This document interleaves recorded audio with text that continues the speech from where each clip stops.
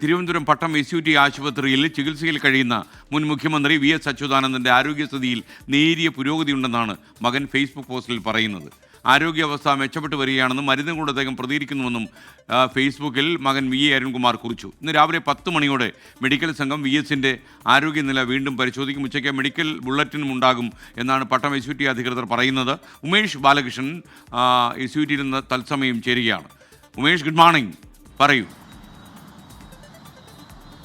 Good morning എക്സൈൻ. എന്തായാലും കഴിഞ്ഞ 6 ദിവസമായി എസ്.യു.ടി ആശുപത്രിയിൽ കഴിഞ്ഞ വി.എസിൽ ഒരു നേരിയ പുരോഗതി, ആരോഗ്യസ്ഥിതിയിൽ നേരിയ പുരോഗതി ഉണ്ടെന്ന് ഇന്നലെ രാത്രിയോടുകൂടിയാണ് മകൻ അറിയിക്കുന്നത്. കഴിഞ്ഞ ദിവസങ്ങളിൽ ഉണ്ടായിരുന്നതിൽ ഏറ്റവും ഒരുപക്ഷെ ആശാവഹമായ കാര്യമാണ് അത്. എന്തായാലും മരുന്നുകളോട് അദ്ദേഹത്തിൻ്റെ ശരീരം, വി.എസിൻ്റെ ശരീരം പ്രതികരിക്കുന്നുണ്ട് എന്നുള്ളതാണ് ഇതിൽ ഏറ്റവും സുപ്രധാനം. കഴിഞ്ഞ ദിവസങ്ങളിലെല്ലാം ആ ഒരു ബുദ്ധിമുട്ട് ഡോക്ടർമാരെല്ലാം പറഞ്ഞിരുന്നു. എന്തായാലും മരുന്നുകൾ മരുന്നുകളോട് പ്രതികരിച്ചു തുടങ്ങിയിരിക്കുന്നു എന്നുള്ളത് വളരെ പ്രതീക്ഷയോടെ തന്നെയാണ് ഡോക്ടർമാരും കാണുന്നത്. രാവിലെ 10 മണിയോടുകൂടി മെഡിക്കൽ സംഘം ഇന്ന് വീണ്ടും വി.എസിനെ പരിശോധിക്കും. അതിനുശേഷം ഉച്ചയോടുകൂടിയായിരിക്കും വാർത്താക്കുറിപ്പ് ഇറക്കുക, മെഡിക്കൽ ബുള്ളറ്റിൻ ഇറക്കുക.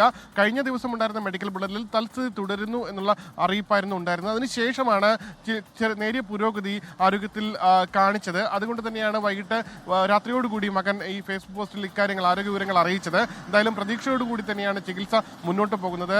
മകൻ ഇന്നലെ പങ്കുവച്ച പോസ്റ്റിലും പൂർണ്ണ ആരോഗ്യം പിതാവ് വീണ്ടെടുക്കുമെന്നുള്ള ഒരു വലിയ ശുഭപ്രതീക്ഷ ആ പോസ്റ്റിലുമുണ്ട്. എന്തായാലും കുടുംബാംഗങ്ങളും അദ്ദേഹത്തെ സ്നേഹിക്കുന്ന എല്ലാവരും പ്രതീക്ഷയോടെ കാത്തിരിക്കുകയാണ്. അദ്ദേഹം വീണ്ടും ആരോഗ്യം വീണ്ടെടുക്കുമെന്നുള്ള പ്രതീക്ഷയിൽ. എന്തായാലും ബ്രെയിൻ പ്രവർത്തനം, തലച്ചോറിൻ്റെ പ്രവർത്തനം കൃത്യമായി നടക്കുന്നുണ്ട് എന്നുള്ളതും ഒരു പ്രതീക്ഷ നൽകുന്നതാണ്. കൂടാതെ കൺപീലികൾ അനക്കുന്നുണ്ട്, ചുണ്ടുകൾക്ക് അനക്കമുണ്ട്. ഇവയെല്ലാം പ്രതീക്ഷ നൽകുന്നതാണ്. എന്തായാലും ഡോക്ടർമാരുടെ സംഘം 10 മണിക്ക് വീണ്ടും പരിശോധിച്ച ശേഷം തുടർ ആരോഗ്യ വിവരം അറിയാൻ കഴിയും. എസ്.കെ.എൻ.